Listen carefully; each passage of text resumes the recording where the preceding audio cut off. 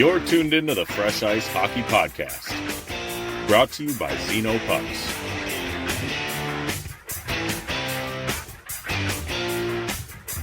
Here are your hosts, Andy and Brian Matusi.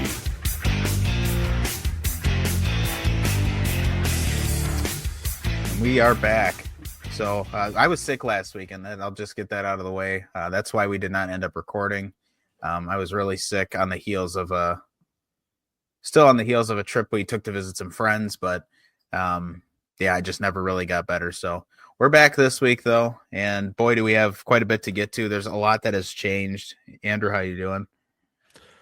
Oh, not so bad. Just hanging out. Yeah, all right. Well, let's jump right into it then. Since we missed out on some puck, we'll talk about some puck, and we will not talk about the Olympic arena because, again, we're starting to see pictures of that, and it's just, I think it would just have to deal with the fact that it's a letdown. We're going to jump right into this. We're going to talk about the Sabres, and before we do, I just want to talk about the fact that Terry Pegula probably had the worst day ever yesterday, and that brings me great joy that the Bills had their season end and the Sabres lost in overtime to the Wild, no less. So yeah, just my daily mention of fuck Terry Pegula and, you know, what he's done to screw over the great city of Buffalo and its sports fans. Yeah, I agree. I'm not happy that the Bills lost. I actually like the Bills. So I don't care about the team, but I like they have great fans. The Sabres do too. It's just their owner sucks, and I don't feel bad when they lose, and I won't feel bad until they sell to an owner that gives a shit. Yeah. I mean, I feel bad for the fans, but I don't feel bad for Terry, and I don't feel bad for the teams themselves. So yeah, dude, my favorite thing right now is like I'm looking at a still picture of that catch, and the fact that that's called an interception is wild. Yeah, I will say that I mean, don't get me wrong, I'm glad they're out, but man, did they ever get jobbed? That's a hell of a way to have to go out for sure. But that's the way the ball bounces, quite literally. And Denver's quarterback broke his ankle too, so now he won't even be able to play the AFC Championship. Kind of a really shitty way for that game to go down. Probably a worst case scenario for both teams. Buffalo, you lose, and Denver, you win. But now you're going to play a guy with 4 games against either the Patriots or, God, who the hell are they playing? Houston. So, yeah. Should be interesting. We miss a whole week and we come back and the first thing we talk about is football. Well, this is a football podcast. It is that. But the Sabres, now let's get to the Sabres. Let me bring up the standings quick because I did not do that before we started. The Sabres, though, are on a tear right now. They've won, I think, 15 of their last 18 games. They're on an absolute tear. They're in a wild card spot right now. Like, this team is starting to put it together, but they're still not out of the water. Here's the thing, and we don't usually talk about the Sabres on this show for obvious reasons. But here's the thing with the Sabres now, because they have gotten hot. They had that huge win streak. Again, they've still been on an unreal tear. UPL is playing great for them.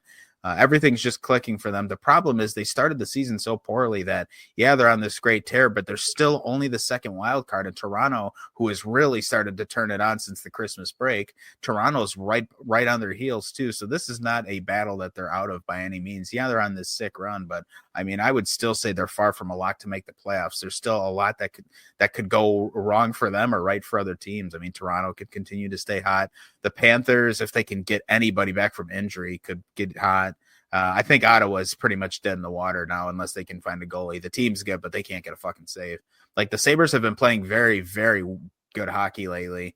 I just think it's not a lock yet because they've got so much competition around them. And again, they're still only the second wild card. The Leafs are right behind them by 1 point. Washington's only 3 points behind them. They do have a couple games in hand on all the teams chasing them, it looks like, but it's not an easy task that they have ahead of them still. They still have to play unreal. Columbus has even started to turn it on too. Philly fell off a cliff, but Columbus, who we're going to talk about later, obviously, has started to turn it on. So, like, it's not something where they can let off the gas now that they got back into the race. But it is impressive to see how well they've been doing. Well, let me put it to you this way, too. I mean, while we are, we're almost halfway through the season. Here's the thing with that, though. We're still at a point in the season where literally anybody in this league right now could turn it around and just fucking balls to the walls of the finish and make the playoffs. Yeah. So nobody's out of the question yet, obviously. So anything can happen. There's a lot of things that are unlikely to happen, but in this situation, like you said, it really could go either way. They got a long road ahead of them, though, but there's still time for them to turn it around. Yeah, absolutely. And I will say, and I mentioned this too, actually, UPL's really started to pick up the pace for them. So that has certainly helped. His numbers have been, well, actually pretty good, I believe, this last little bit here. Yeah, he's save for the barn burner against Minnesota yesterday. The 3 prior games, he was 909, 917, 919. I mean, these are games where he's letting in a lot of goals, or, he had 2 games with 3 goals against, but he's facing a ton of shots and snuffing most of it out. And it's part of the reason they've been so good. Now, the other side of that coin is their scoring has been so effective. Thompson and Tuck have led the way there. Obviously, Thompson over a point a game. Josh Stone, that has worked out beautifully for them. He's making them look really smart.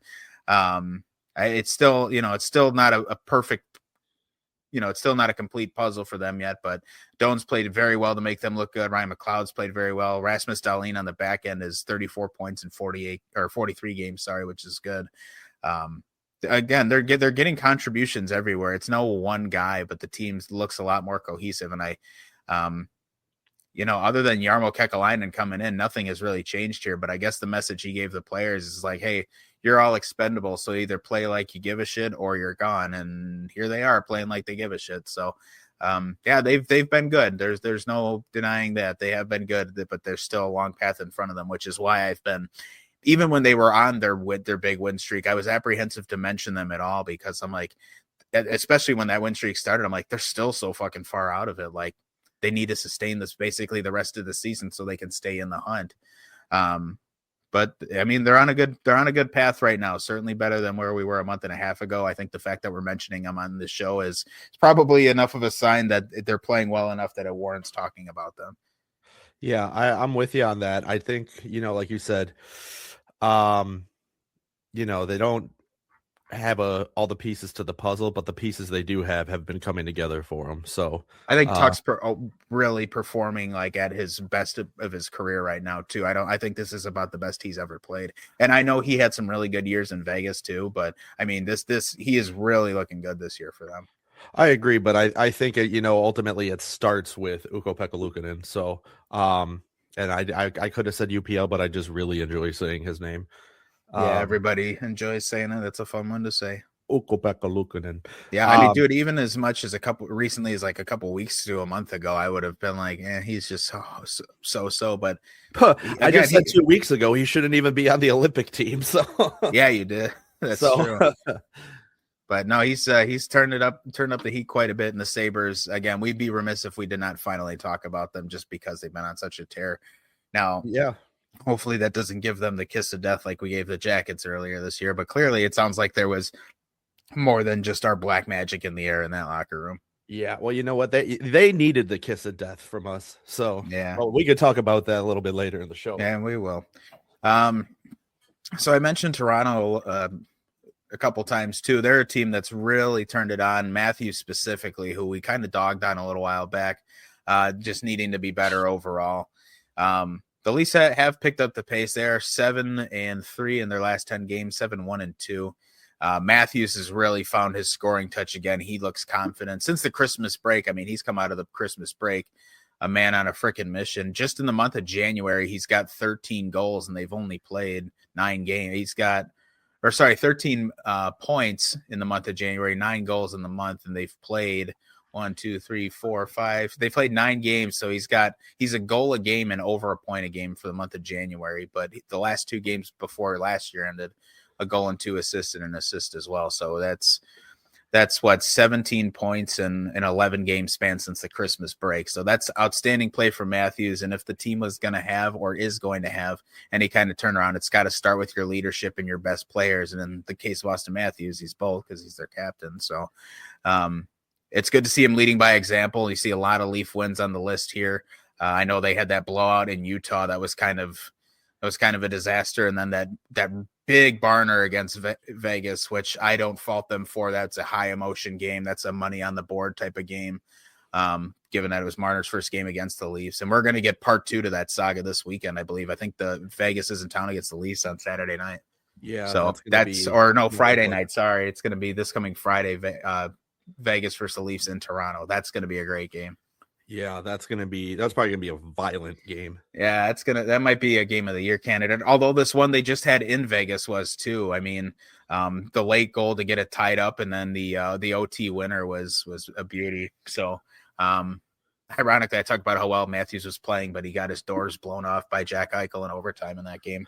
Well, you'll have that against Jack Eichel. So yeah, he's a good player, but yeah, that was a great game. That was an all-timer, and I think this one might follow a similar path, although now that this is in Toronto, this will be a lot more hostile territory for Vegas, but in Marner specifically. But this should be a fun one to watch. If those of you listening can only get a chance to watch a game or two this week, I would highly recommend watching the Leafs versus Vegas on Friday night, because that's gonna be a one to remember, I have a feeling. Yeah, I think that's gonna be a game for the ages. So that should be cool. But yeah, the Leafs play in general has been better. Nylander is still well over a point a game. Tavares' play has plateaued a little bit, but he's still effective enough. Nyes, I still can't believe he's not on the Olympic team. That absolutely blows my mind. The Leafs are another team too, where it's like I feel like it's far from a perfect roster, but when Woll is on and goal for them, he can be as good as anybody. He's a 9-14 on the season. Sorry. Hildeby's a 9-10 on the year, but it just seems like every time I see him on a highlight pack, it's the net getting filled in behind him. So I've clearly watched one of the 10 losses he has and not one of the 5 wins. Although the fact that he's a 9-10 save percentage and he's 5-10 leads me to believe he's not getting goal support, because his goals against average isn't very high either. So right. Clearly he's not, maybe he's not the issue after all, but when Woll is on for them, he's as good as anybody. Obviously, the Tanev injury has been crushing for them. That's obviously held up their back end a lot. That's your biggest minute eater. Plus, it screws up all your pairing chemistry. So I definitely see why they could have struggles there. But if the forward group can continue to score at a click like this, and they get this solid, well above average goaltending from Joseph Woll, then they might be able to get back in this race, which again is a reason I'm so apprehensive on saying Buffalo is a lock to get back in with how good they're playing. There's just so much competition around them. Well, that's what I said. Like I said, it's still soon enough in the season that anything could happen with anybody. So like it's one of those, it's too early to call right now. So I don't want to be jumping the gun on shit. Yeah, no, I agree with you there. It's definitely a fascinating race to watch, but it's one where I'm like, I wouldn't be comfortable unless, I mean, looking at the conference, you assume a couple of these are locks. Like Carolina, you probably give credit that they're a lock. Tampa, now Detroit, even. I can't believe I'm saying that in this far into the season, but Tampa, Detroit, Montreal, Boston, who's won 6 in a row. Boston's been so back and forth this season, it's hard to say, but because of all of their bad has been followed by stretches of greatness, it seems like they might even be a lock too. But other than that, all these teams in the chase, nobody's a lock. Even Boston, who I just mentioned, their top wild card, they could get bumped by Buffalo and Toronto and fall out. And they're in the same situation with the Sabres, where it's like, yeah, you're playing some of your best hockey of the year, but because the start was kind of chaotic, it's like they were never, or not that they were never in a good spot, but they put themselves in this spot now where they're going to have to play great down the stretch, especially coming out of the Olympic break, to maintain that playoff spot. There's just so much competition. It's just crazy to watch this conference, and nobody's really running away with the conference either. I mean, anytime anybody gets hot, it seems like the cool off is enough to keep the race even. Like we're out west, it's very obvious that Colorado is probably going to walk away with the best record in the league. There's really not that same feeling in the East. It's really hard to guess who's going to have the best record in the conference. I mean, Carolina's got the most points, but Tampa's got 2 less and has played 3 less games. Detroit's right there. Montreal's right there. The Islanders are a distant strike away, but or the West, it's Colorado and then the other 15 teams in the conference. Yeah, that's. I mean, there's really no other way to put it. I mean, Minnesota and Dallas are still tied in the standings. They are the second teams in the conference, second and third teams in the conference, and Vegas is at 60, right behind those two. But after that, the next closest, Oilers 56 points, Utah 54, Nashville 50. Nashville's come to life too. They have a heartbeat. And Nashville handed Colorado their first home regulation loss of the season, which is nuts to me. Yeah. And then they followed that up by getting shellacked 7-2 against Vegas last night. So figure that one out. But Yeah, it's definitely, the conferences are definitely very different from each other this year. But yeah, this East, it's just such a crazy race. It's too tough to call. I mean, seems like the Senators are pretty much dead. The Devils have not been able to put it back together since Jack Hughes returned. I can't believe how much they've fallen off. The Rangers announced that they are retooling, which we're going to get into in just a second. Philly has fallen off a cliff. I don't know what happened there. They just can't put it together at all. Washington's been pretty pedestrian. Pittsburgh, by virtue of playing pretty well and having everyone in the division crumble, has climbed into the third playoff spot in their division, which is hilarious to me. But yeah, it's a crazy conference right now. There's 16 teams in each conference, and you'd have to venture to guess that, God, probably 12 or 13 of these teams in the conference still have a legitimate shot here to make it in. I mean, really, only the Rangers and Senators feel like they're out of it at this point. Yeah, pretty much. The Devils and Panthers are getting very close, and the Jackets too, if this hot streak isn't maintained. The Panthers have valid reasons right now, though. That's the thing. They do, but they're losing runway quick. Kachuk's still not back. Barkov's obviously going to be. They're not going to see Barkov in the regular season. Sorry, I just smacked the hell out of my mic. The fact that he was on the ice as soon as he was is honestly, that could have me concerned. Like, he skated for the first time already, and I think that's nuts. I don't think it's an issue that he's skating, but I think I just think that they're not going to see him till at least the playoffs, and that would be fine in a normal circumstance. The problem is they're not in a playoff spot. Him getting back for the playoffs is only good if they make the playoffs. That's kind of my concern with the Panthers. I would be foolish. Anybody would be foolish to rule them out. It's two-time defending cup champs, and they're still in the mix here. But they're going to need some of these guys to start being healthy. This is a team that can easily make the playoffs without Barkov in the roster, but it's not a team that can make the playoffs when half of its best players are injured. Right. So we'll see how things go for them coming down the stretch here, but I'm still not quite ready to roll them out like I am with Ottawa, like I am with Jersey almost, and like I am with the Rangers. Yeah, absolutely. So the Rangers, we'll talk about them now. Chris Drury came out with a letter to the fan base basically saying, hey, obviously things aren't going as well as we'd like. We need to take this franchise in a different direction as this group hasn't quite worked out the way we needed. Rather than blow it all up into a complete rebuild, they're going to tear some pieces off, trade some players away, and look to retool their roster because they believe in the young talent that they do have, which they do have some good young talent, and still one of the best goalies in the world. So they're going to kind of reload and see if they can take a crack at it with a slightly altered group. But they Rangers let Artemi Panarin know they're not going to re-sign him and that he's open to facilitate a trade anywhere he would like. And it sounds like they're going to be the Rangers will be a little bit open for business here as we get to the end of the season. They're going to, again, shed some pieces that aren't essential in their eyes to the roster. And look to either bring in some talent the other way, do 1-for-1 swaps, or bring in draft picks to acquire future talent. And for the Rangers, I think this is the right move. This has just been a disaster of a year. And with Gavin McKenna being one of the top prizes in the draft, and I feel like a total ass because the young man from Sweden, who was really great at the World Juniors, his name now escapes me. But again, there's a lot of good talent in this upcoming draft. I don't blame the Rangers for wanting a good draft pick here. I think trying to force it with a team that just doesn't have what it takes to get the wins this year is silly. So, and I think moving on from Panarin, it's a tough choice to make because he's so loved there, and he's still a dynamite player. But like he'll be 30, he's 34 right now, which is crazy because he came into the league so late. It seems like he's only like 25, but he debuted at 24 in the NHL. So you figure 10 years later, here we are. Now he's 34. Yep. But he's still got a lot to give. He's still an elite scorer. He's still a point a game. He's 54 points in 48 games. Mind you, that's on what is the second worst team in the league. It's one of the worst teams in the league. Vancouver's so bad. Oh my God. We'll have to talk about them next week. I didn't get them on my notes in time. How did that slip through the cracks? But they're one of the worst teams in the league, and Panarin's still shooting the lights out. So wherever he goes, he's going to be a dynamite addition. And make anybody he goes to an instant contender. So that's where you look for a team like Tampa Bay or Dallas or maybe Colorado. You never know. It could be the Panthers. I mean, that he would fit right in there. Well, his best friend is the goalie, so yeah, him and Bob are tight as fuck. So yeah, you know who else he's tight with? Kirill Kaprizov.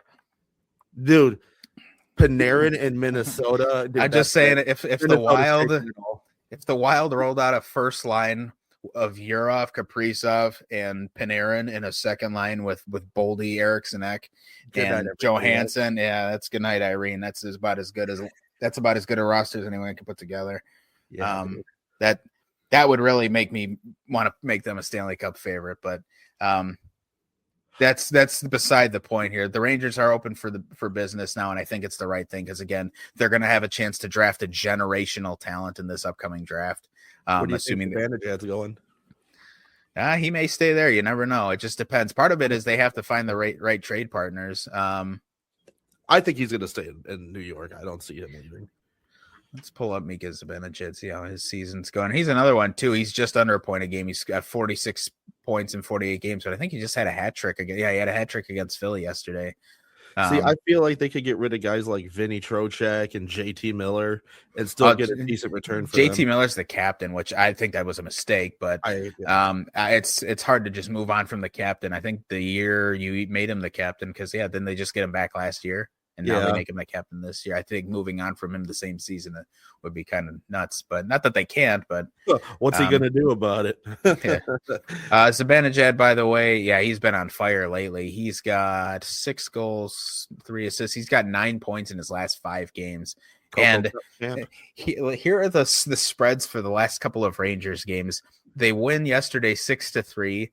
Then before that, an 8-4 loss to Ottawa, a 4-2 loss to Seattle, a 10-2 loss to the Bruins, and a 5-2 loss to Buffalo. They have been in some crazy fucking games, and I think more than ever this season, the league has had some kind of voodoo with it where we have had these insanely high-scoring games. We just saw a 9-1 the other night. There was a 9-2 very recently. That was the Devils after I said Markstrom was going to be on the Olympic team or should be their starter. Then he lets in 9 goals. Yeah. We have had an absolute, just an absolute surge of these crazy barn burner freaking games. Buffalo and Minnesota game, obviously, I was tuned into that yesterday. That was a 5-4. That game was 4-4 at the end of the second period. Like, that game was just nuts. It felt like it was back and forth all game. I'm not sure what theme we've had here or what the theme is for this season, but it certainly seems like it's high scoring, unpredictable games. I mean, nothing about this season feels like a normal hockey season. It's been so chaotic between injuries and big trades and high scoring games. It's just been a shit ton going on. I don't think anybody could have seen any of this coming. No, I haven't felt settled in at all this season yet. So it's just, like you said, it's been weird. Yeah. Yep. It's crazy. I mentioned this a second ago. Vancouver, I don't know how this slipped by and how this didn't make it into my show notes. They've lost their last 10 games in a row. They're 0-8-2 in their last 10. They, by a mile, are the worst team in the league. The worst team in each division, the Atlantic's Ottawa with 50 points. The Rangers have the least in the Metro with 48. Winnipeg in the Central has 44. The Canucks have 37 points. I mean, that is so bad. It's 4 games or 4 wins behind Winnipeg even. Jesus Christ. So that's pretty horrendous. That's a team that should be blowing it up. I mean, they kind of already are. You trade Quinn Hughes, and I don't think anybody's under an illusion that you're trying to compete, but oh my God. Yep. So we'll have to visit that a little bit at some point. But real quick, we're going to take a break and we can go talk, or we can hear from our friends at Zeta Pucks, and then we can go talk about the Jackets and the chaos they've made the last week or so. Sounds like a fucking plan to me, man. I've been waiting to talk about the Jackets because I'm pretty excited. Yeah. And they've had some good things happen for once. So we're going to do that. And then when we come back, we're going to talk about them. I'll try not to give them the kiss of death again. But we might. This is a Fresh Ice Hockey Podcast. It's hockey season, and you're looking to work on your stick handling or maybe even your shot, but ice time just isn't an option for you right now. Luckily, our buddies over at Xena Pucks have got you covered. They've developed an elite off-ice practice puck that, in addition to looking like the real thing, is the same size and weight as a regulation hockey puck to give you that authentic feel on the end of your stick. It works better than other off-ice practice pucks on almost any surface, whether you use it on hardwood, carpet, concrete, or even asphalt, Xeno pucks glide like a real puck on ice. So if you're looking to improve your game without setting foot on the ice, head over to www.xenopucks.com and get yourself a puck. Check out their merch selection and be sure to follow them on Instagram at Xenopucks.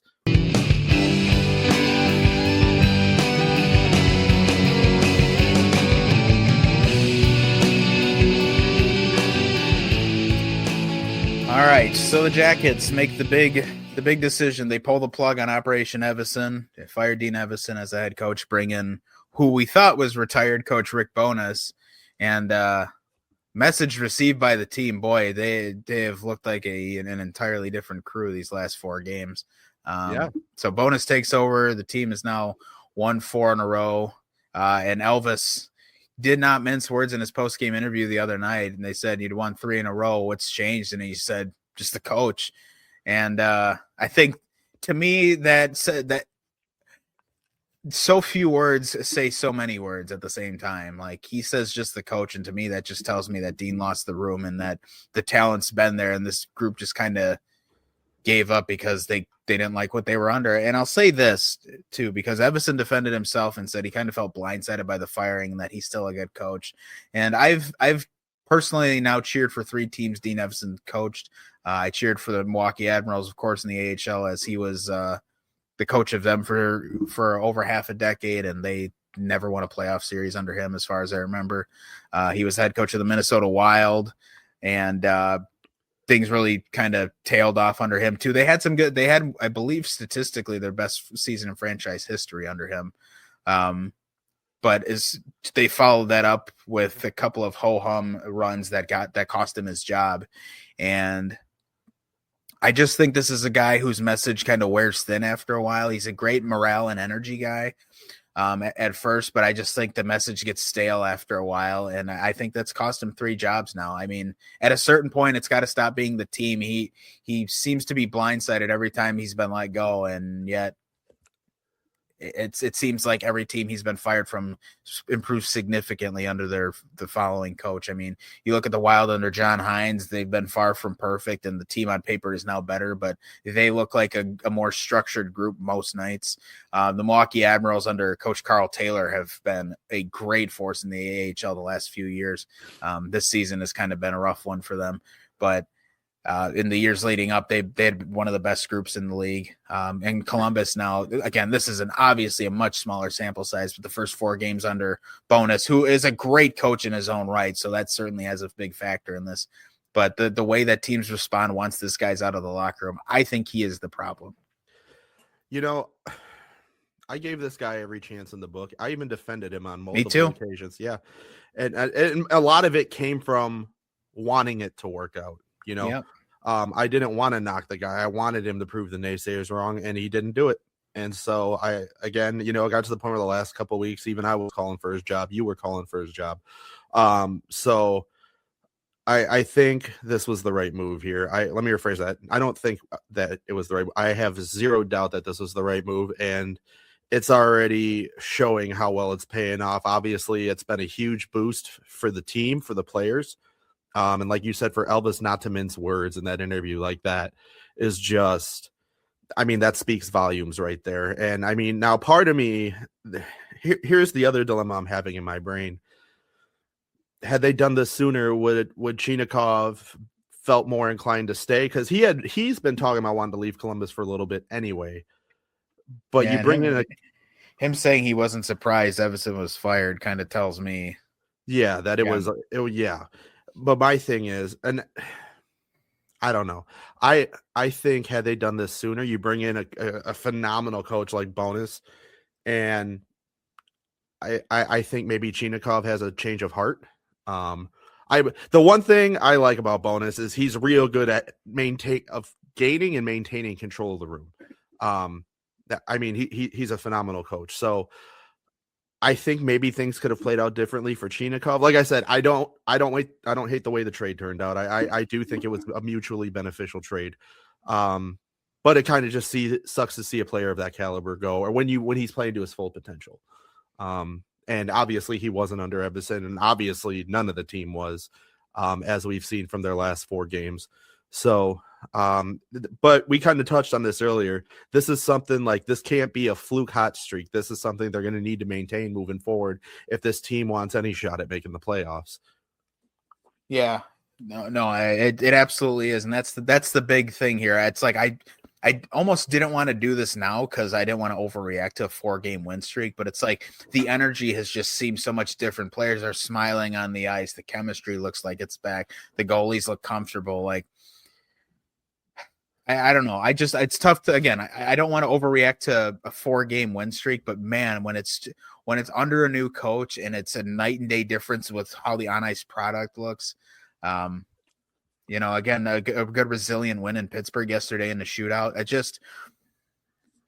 I don't know. It just seems like a group that's got an entirely different message, and it's a message that they're clearly well receiving. So, look, when the Wild fired Dean Evason, I remember telling my wife, I'm like, it needed to happen, but I'm like, I don't know that they'll get better with a new coach right away or not. But it felt like it was time when it happened, and they had a good run under John Hines, and I think they just came up short of the postseason because by that point it was too late in the year. The damage had kind of been done because they had such a bad start. But then the next season, which was last season, they rip off a really good year, even with the injuries, to make the playoffs. And now under John Hines, it looks like they're a wagon. And for the Jackets, I kind of hope it's not the same situation. I hope it's not too late in the season. They're lucky that their division is so inconsistent or so bad that they can get back in this. I mean, they're 4 points out of a divisional playoff spot. Forget wild card. They're 4 points out of a divisional playoff spot, which is crazy. It just shows you how bad the Metro is.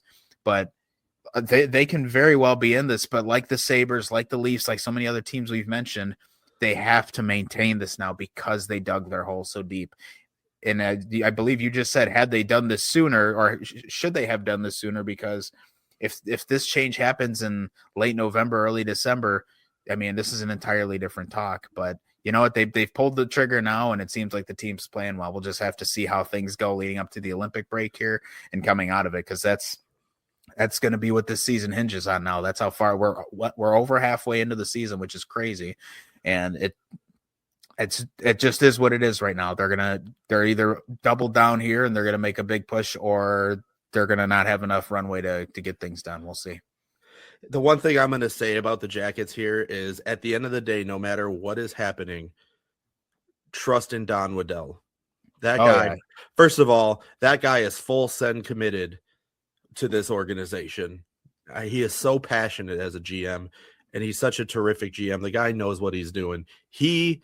Nothing is an overnight change, and he will get this team where it needs to be. I will promise you that. I mean, he did a good job with Carolina. Unfortunately, it was just time for a change in Carolina. I don't really hold that necessarily against Don Waddell. There was a lot of factors there, but I think he's going to do really good things with Columbus. And this is the first big step in the right direction where I'm like, all right, now we can kind of focus on the objective at hand, because this team started the year off good. And so I think I kind of see where the logic was in delaying firing Evason, because they were probably like, well, we started off hot. What happened? What can we do to get us out of this slump? Because there's no way it can be the coach if they were playing fine under him to start the season. It's like, what happened? But I think eventually you reach that point where you're like, all right, we got to try something else here. And so far, no complaints. Yeah, no, the sample size has been, again, it's small, but it's been very favorable so far, at least as far as the results are concerned. So, right. Yeah, I just hope they can maintain it. Again, looking at the team itself, the on-ice product, Z, again, leads the way for the group, 52 points in 44 games, which, as a defenseman on a team that's had struggles like the Jackets have had this year, again, just a criminally underrated player, probably deserving to be in the MVP conversation, obviously deserving to be in the Norris conversation. But that's beside the point. Marchenko's, again, staying about where he was last year as far as points per game. Voronkov has been pretty good. Coyle is, I would say, done pretty much what they've asked of him. I mean, as far as his production goes, I think the team as a whole has just played so subpar that I wouldn't want to hold one single guy accountable. But I think as far as his production on the ice is concerned, Coyle's done what they've asked. Fantilli, I've been a little let down by. There's just so much more he's got to give, or so much more that he's got as far as offensive capability, even if he's trying his best and the numbers just aren't there. But that's one I'd like to see more out of. Monahan has been pretty solid. I just think this is a team, ironically, since he used to play for them, this is a team that could use a player like Artemi Panarin that can really bring that elite top end forward scoring talent. But this group, again, it's still good enough to make the playoffs. It is. I said that at the start of the season. I believe it, and I still believe it now.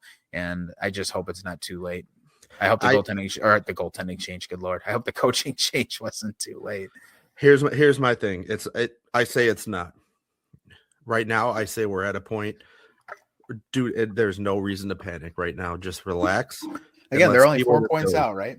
Exactly. And the team, and it helps that they beat the team they're chasing, although it took overtime. But again, when you beat the team you're chasing, that goes a long way, because if the Pittsburgh wins that game, like in regulation yesterday, all of a sudden they're at 56 points and Columbus is still at 49. I mean, that's a huge swing you're talking. Instead, they're only out of it by 4 points. Still, with Pittsburgh has the game in hand, but I mean, this is an entirely different race now. It's crazy what one game can do, especially when you're in the midst of a streak like the Jackets are. Yeah, absolutely. So I say we got time right now. We can just relax, kind of enjoy that there's, a fresh face, and see where it takes things from here. Obviously, we're not at the point where we need to panic right now. Still plenty of time to make the right adjustments and get where we need to be.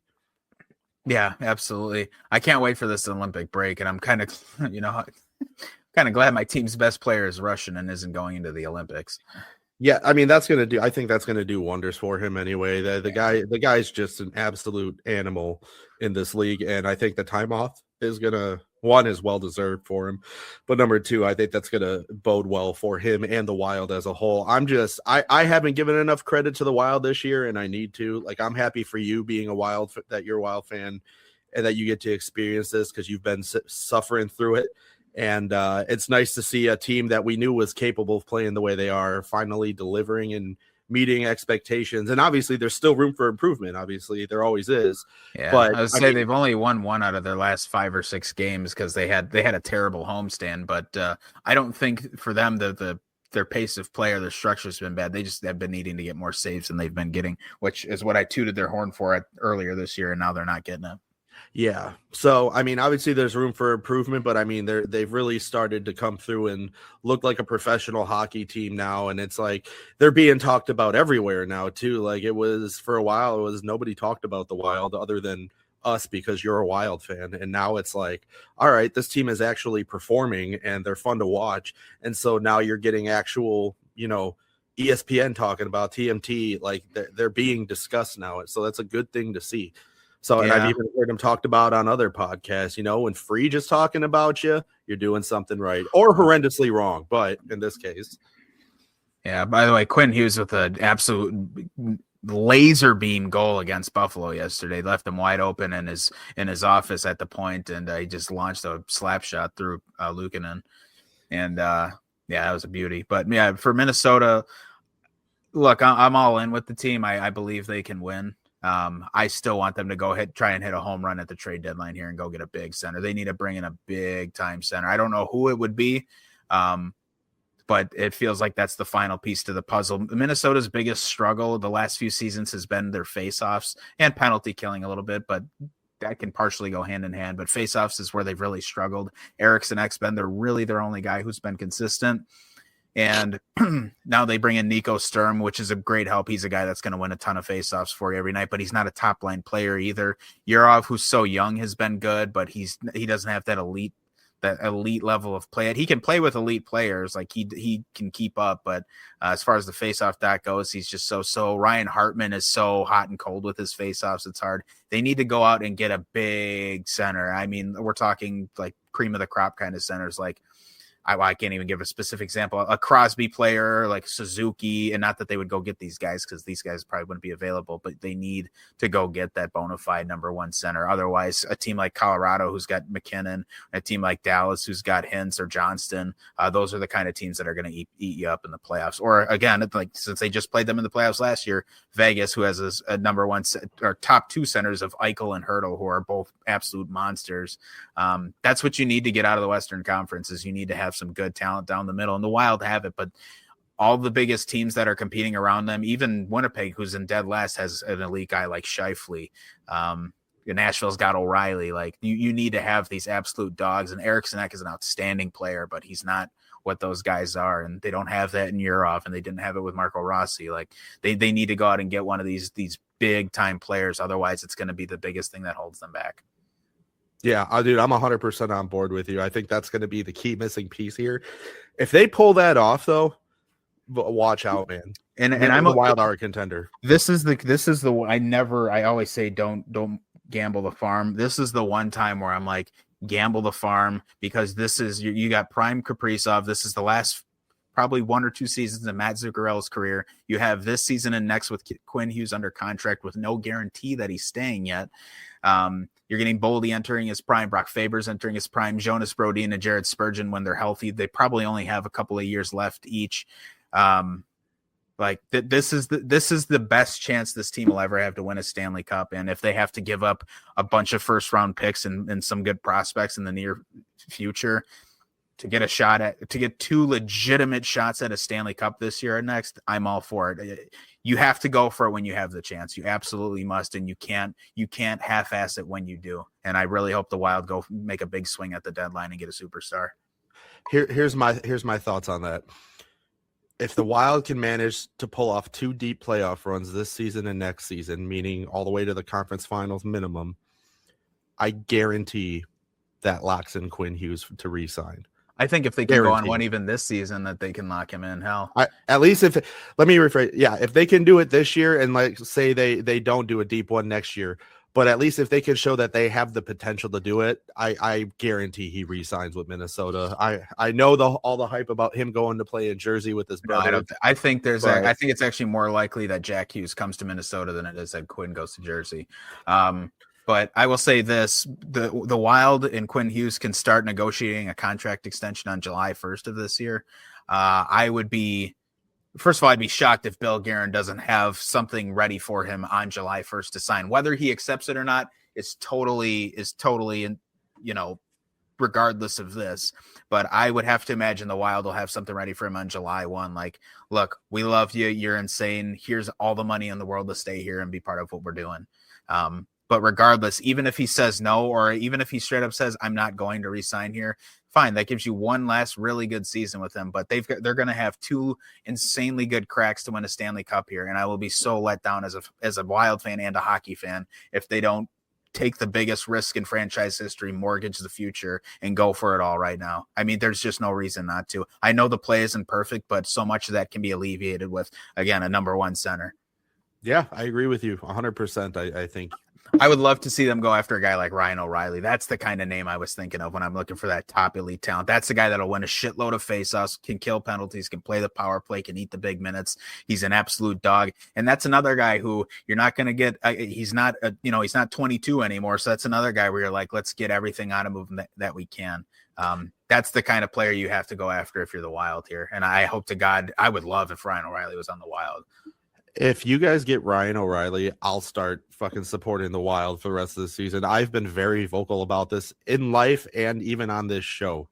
I absolutely love Ryan O'Reilly. If I could pick someone to be the captain of the entire NHL, it would be Ryan O'Reilly. I'd probably still take Sid.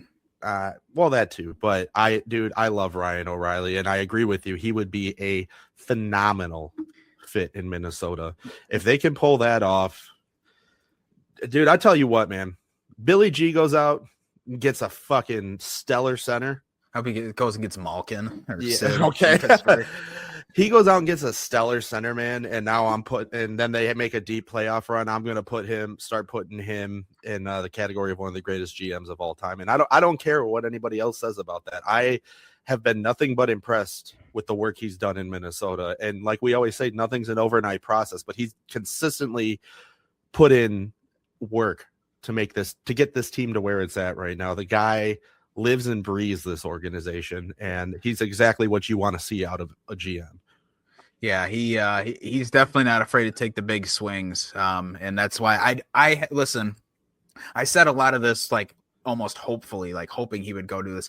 There's no doubt in my mind that Bill Guerin is not only planning on trying to bring in a big number one center, but has already been trying to do so, especially since the Quinn Hughes trade, because that's a guy where you make a move like that, and it's like the last piece of the puzzle is your big center. So 100%. Yeah. I think the Wild are contenders now, and I can easily see them winning the Stanley Cup with the roster as it's constructed. Again, it's far from perfect on some nights, but they have the talent there. And if the goaltending gets hot, I mean, they're unstoppable when those goalies are on. So I think they're a contender as it sits now, but if they go and they get an O'Reilly or a Malkin or a Crosby or somebody of top center talent, I absolutely think it should make them the favorites to win it all, if not Colorado.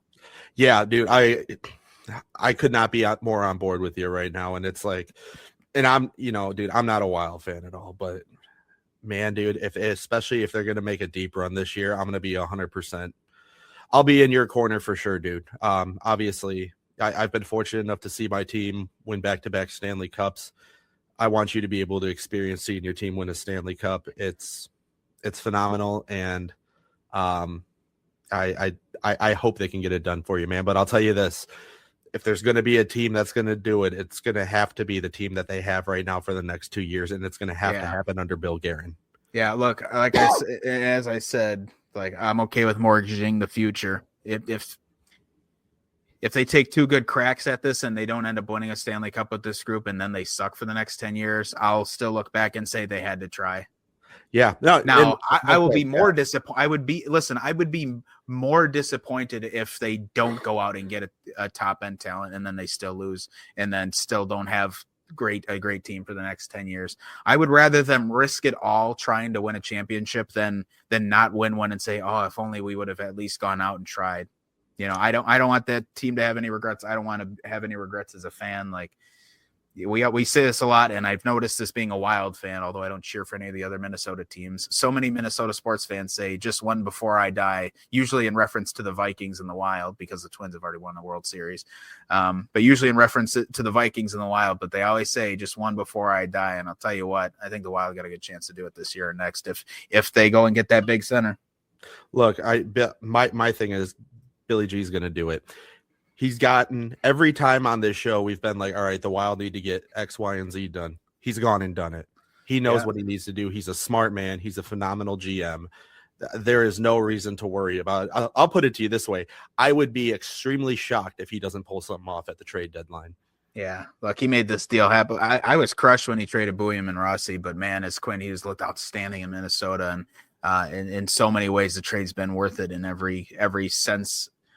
Or in every direction you look at it from, it's just been the best trade that they could have made. And again, it helped the Canucks too a ton. You get a defenseman who projects to be outstanding, and you get a center who can play as a number one center on most nights with Rossi and Ogren.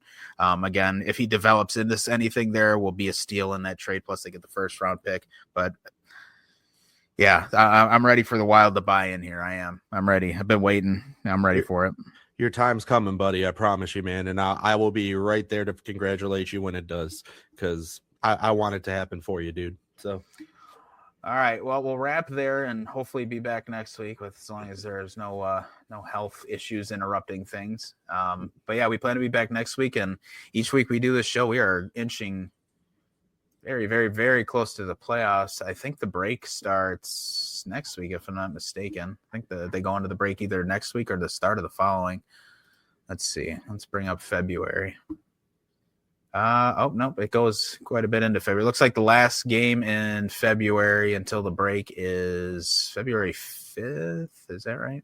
Yeah. February 5th looks like it's the last day of any games before the Olympic break. So we still got a couple weeks left, but we are inching closer to the Olympics, and I can't wait.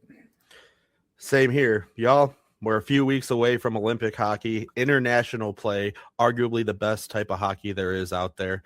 So let's gear up, get ready. We'll keep our eyes on a few things around the league for the coming weeks. We'll try to stick to our regular recording schedule, barring any sudden emergencies or illnesses. But with that being said, we appreciate you guys being patient with us. Thanks for tuning in, and we will see you guys next week.